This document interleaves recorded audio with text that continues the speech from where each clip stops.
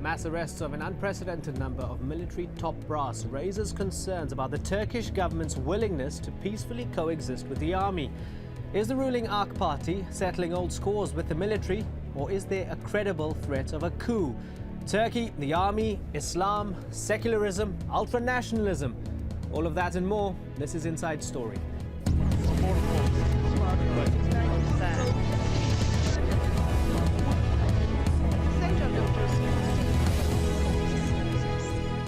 Hello and welcome to the program. I'm Imran Garda. It's being called the most significant meeting in modern Turkish history. Turkey's president and prime minister have met with the military chief to discuss the current tensions between the ruling AK party and the military. At the end of a 3-hour meeting, a statement issued by the three leaders assured the public that matters will be handled in line with the law, and they urged everyone to act responsibly, not to damage institutions. At least 50 senior officers have been detained since Monday for allegedly plotting a coup against the Islamist-rooted government. 20 of them, including several admirals, facing charges for planning to bomb mosques and escalate tensions with Greece by forcing Greek jets to shoot down a Turkish plane. The plot, named Sledgehammer, reportedly dates back to 2003. Joining us now are our guests. In Ankara, Yusuf Kanlı, he's editor-in-chief of the Turkish Daily News. In Istanbul, Abdulhamid Bilici, he's general manager of the Cihan news agency. And also in Istanbul, Thomas Seibert, he's a correspondent for the Abu Dhabi-based newspaper The National. Gentlemen, thank you very much for joining us. Mr. Kanlı, if I could start off with you, is this a witch hunt? It appears to be a very complicated process that we are going through. It appears to be a witch hunt. It appears to be a very dangerous situation. It could be many things, including witch hunt. Okay, let's get a response from Abdulhamid. Is this a witch hunt against the military? No, I don't think so. I guess it is a very delayed struggle to make Turkey a full-fledged democracy. It is not a witch hunt because it takes place in front of the independent courts, and Turkish judiciary is handling the case, not the AK party or the Turkish government. So, this is not a rare issue in our history, unfortunately. In the last 50 years, unfortunately, the Turkish military or some forces within the military had thrown 4 governments.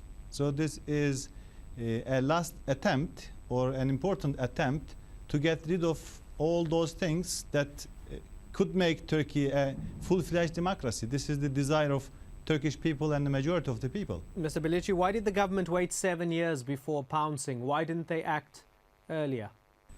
I guess government was trying to do those things before, but it is not the government's responsibility to take the issue to the court. It is the judicial system that is independent of the government, and now it is 3 years that Turkey is witnessing an investigation called Ergenekon case, which tries to analyze and understand what kind of forces were instrumental in planning coup attempts against government since it came to power. And when the AK party came power, it was not that strong and the conditions were not that appropriate. It was the Iraqi war, the situation, and there was very important issue with the European Union membership, and we had also Cyprus problem.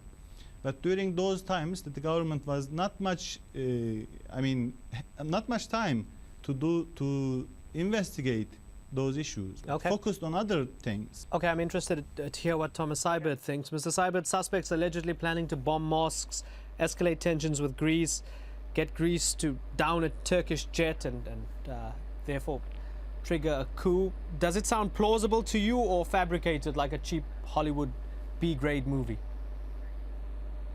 It does sound like a movie, doesn't it? But sometimes reality is stranger than a movie. I don't think that anybody can say for sure at this stage what is really behind those accusations. The state prosecution seems to be very sure of its case, otherwise they wouldn't have taken the very, very unusual step of getting 49 officers, serving and former officers, arrested in one big sweep. I think we all have to wait what the charge sheet will say when it comes to light, and what the courts will say in the final judgment. I don't think anybody in Turkey can say at this stage that this is all made up or that is all 100% true. Mr. Seibert, investigators were also investigated here. Senior prosecutors were wiretapped by the Justice Ministry. What does that tell you? Is there not merely judicial state tension, but is there a split within the judiciary itself? The whole society is split here in Turkey. There are people who want to keep things as they were in the past decades, with the traditional elites telling the country where to go, where to turn. And there's another elite coming up that has been rising over the last few years under Mr. Erdogan's government. And this is creating tensions within the military, within the judiciary, within the bureaucracy. So yes, there is a conflict, an inner conflict going on here between opponents and supporters of the governments in all kinds of institutions. Yusuf Kandler, there was a fairly positive tone that came out of that meeting from the President, the Prime Minister and the Army Chief. What do you think was really said in that meeting? Indeed, what happened at that meeting, I believe, is a lengthy discussion about what's going on in the country and what measures should be taken to bring an end to the atmosphere of conflict and confrontation between the institutions of the state. Indeed, we have to look with a wider perspective what's happening in Turkey. Now, of course, no one can and should try to ignore that the charges brought within the Sledgehammer and the Ergenekon cases can be ignored or can be brushed aside. But these are charges and there are no court verdicts yet. We should not hurry up to reaching conclusions. But if we look at the wider picture, we have a government which believes the judiciary is its enemy. The higher judiciary is its enemy. We have a government which believes the military is its enemy. And we have a government which believes the top bureaucracy is its enemy. And we have a military which thinks the government is trying to take it down. Or a judiciary which believes the government, through and with the pretext of judicial reform, is trying to dilute its powers. I mean, this is not a democracy at all. This is a power struggle. And when we looked at things with this perspective, I mean, I hear footsteps, but are the footsteps that I hear the marching of a coup or consolidation of what is already started, that is akapocracy, the autocracy of the AK Party government? Because this government, with its actions and attitudes, is violating basic principles of democracy. Right. It's not accepting criticism. The wiretapping business, a prosecutor hunting another prosecutor contrary to its jurisdiction, these are unacceptable things. Okay. And we have documents that the Justice Minister himself has issued a circular that prosecutors with special powers could prosecute other prosecutors. These are against law. These are prohibited under Turkish law. Okay. Let's just recap this relationship between the military and the government over the years. Since 1960, the military has taken down 4 political administrations. But since the AK Party came to power in 2002, the military have appeared to take a back seat.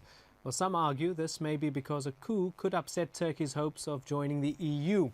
Others say the leading party is still widely popular with the general public, so a coup would be poorly received. But as we said earlier, sledgehammer allegations date back to 2003, which, if true, means anti-government plots have been in the offing since the AK Party took control. Well, the plot mirrors that of a similar investigation into an anti-government group known as Ergenekon. In 2007, 2 retired military officers were detained after they were allegedly found in possession of a substantial number of weapons. Well, the following year, 20 people were arrested, including former generals accused of planning political disturbances. At the same time, the AK Party appeared in Turkey's Supreme Court, accused of trying to Islamicize the country. But it was found not guilty. Well, since then, more than 100 people have been charged over the supposed Ergenekon plot, including ex-military, journalists and outspoken critics of the government. Let's go back to Abdulhamid Bilici now. Mr. Bilici, Mr. Kanle characterized this as a power struggle. And essentially, many are saying that the government is trying to tame the military. What do you think of that? I guess it would be understandable to define power struggle, but if you define it in right concepts, you know, some people like to define it as if it is a struggle between secular forces and the Islamist forces. This is not the case. This is a struggle, in my view, between those who want democracy, a full-fledged democracy, and change, and between those who are stick to status quo. So, I mean, when we look at the Turkey, which had a huge transformation in last 25 years, not with just AK Party. You know, Turkey is undergone an important amount of economic liberalization. Now in the 80s, we were exporting almost $3 billion amount of good. Now we are exporting more than $120 billion value of good. This is a changed Turkey. And what does that mean? I mean, the socio-economic structure of Turkey changed. People came to cities, and 70% of Turkish people are now living in urban areas. And Turkey is struggling to be part of European Union, and the AK Party is not the only party or the only government that helped Turkey to achieve that goal. Of course, previous governments had that efforts as well. But I mean, there are some people who like Turkey to be in enmity with the countries around it, because it will help them to safeguard, to play the safeguardian of Turkish Republic, and to be in a total conflict within itself.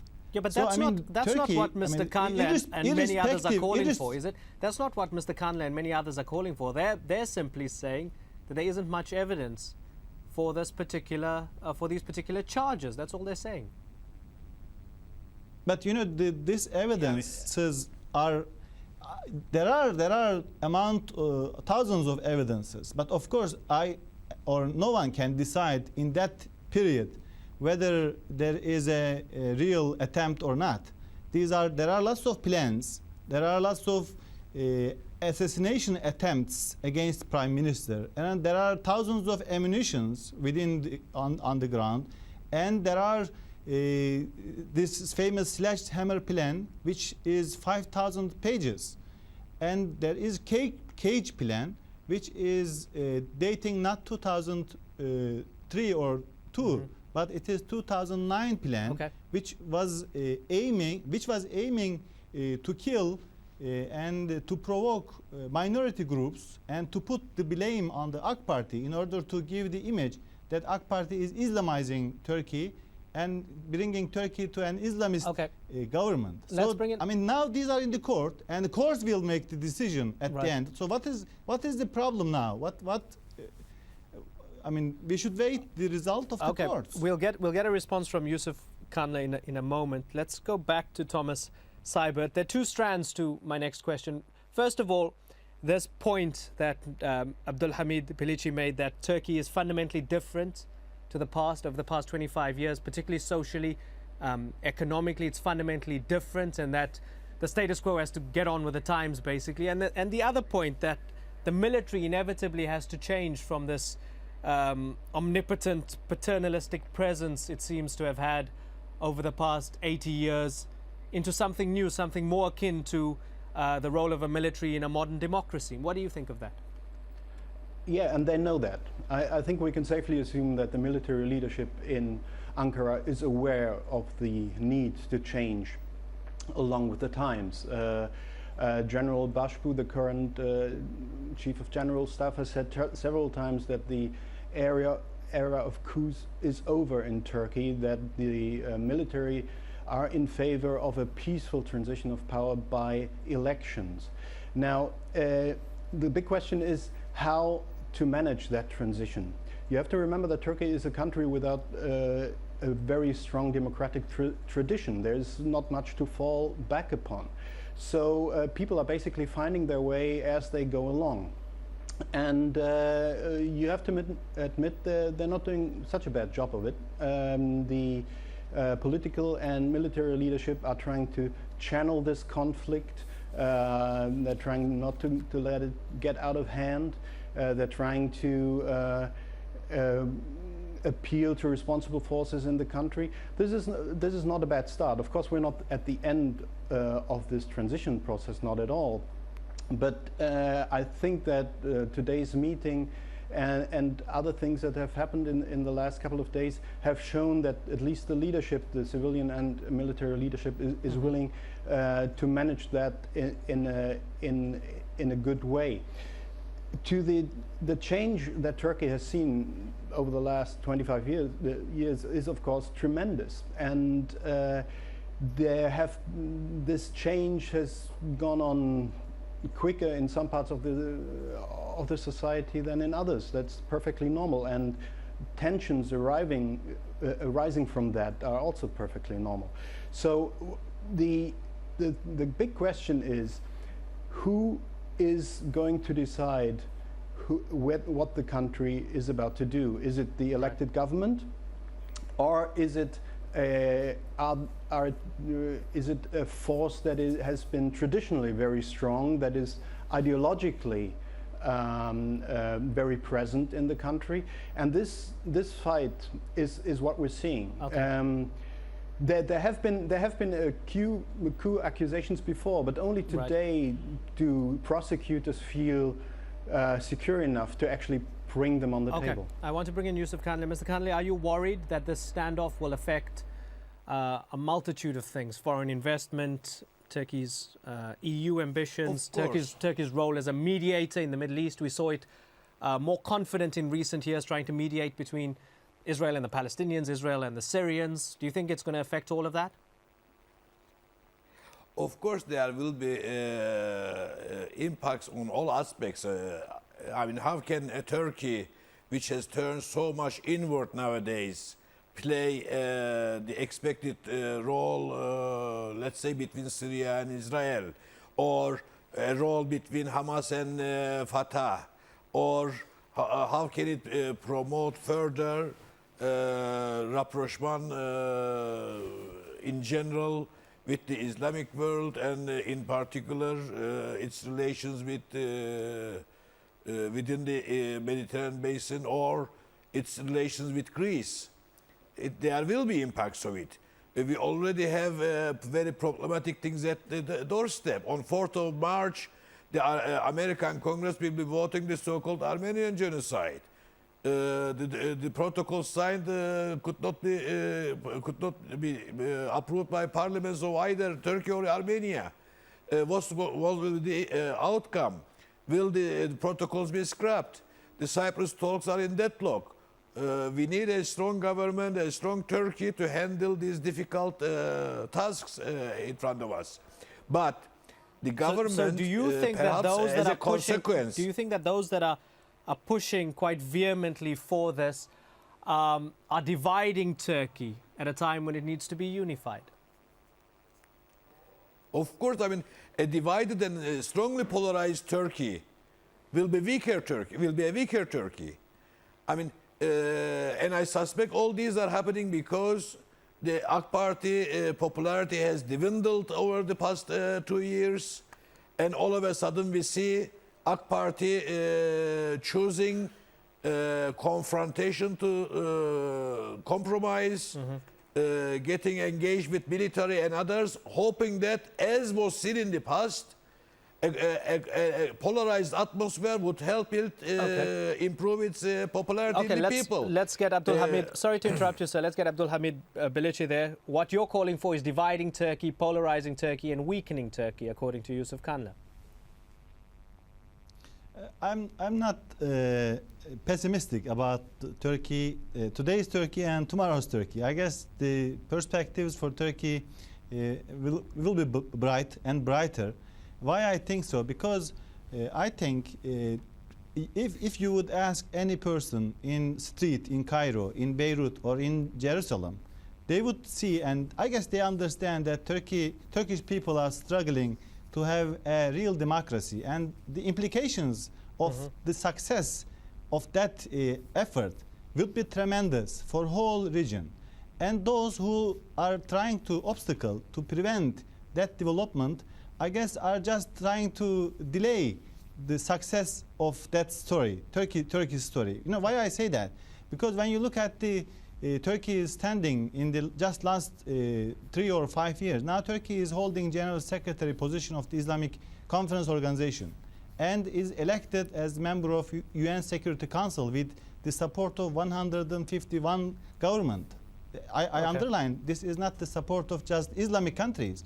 And now Turkey is also holding the chairmanship of European Council Parliamentary Assembly. So this is the important implications. This is the real Turkey. I'm not concerned, and I guess this is the news or the traces that a new Turkey is emerging. Okay, we're running out of time. Final question to Thomas Seibert. I wonder about this culture of conspiracy amid the claim and counterclaim. I mean, you only have to visit mainstream Turkish bookstores to find best-selling books, on the one hand, accusing the AK Party of secretly trying to Talibanize the society and introduce beheadings and stoning at some point in time. On the other hand, you find books which accuse secularists, Zionists, Freemasons, and even Richard Dawkins all together in some sort of conspiracy against the Turkish nation and Islam. I wonder, to what extent does a sort of culture of conspiracy drive all of this? Of course, conspiracy theories are our national passion here. Nothing can happen here without conspiracy theory popping up. And this is why the state prosecution right now in this case before us has a very important role. They have to divide fact from fiction. And I think that if Turkey manages to get this straight, we will see less of these conspiracy theories, because conspiracy theories in general pop up in societies that are not as transparent as they could be. So if many things remain under the carpet, people will start to talk. The more things come out in the open, the more things are cleared by the court in one way or the other, the less there is for people to speculate about.